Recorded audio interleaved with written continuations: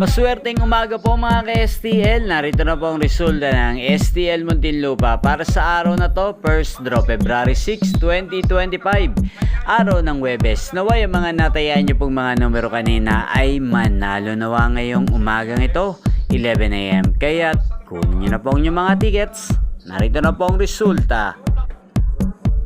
Ang mga numerong nanalo sa STL Muntinlupa ngayong umagang ito, February 6, 2025, 11 AM. First draw result, 4 at 40 in exact order. Sa lahat po ng tumaya kanina sa STL Muntinlupa para sa first draw ng 4 at 40, congrats po sa inyo. Panalo po kayo. Again, 4 at 40. At ngayong umagang ito sa STL Muntinlupa, atin pong i-shoutout si Kuya Nigel ng Muntinlupa.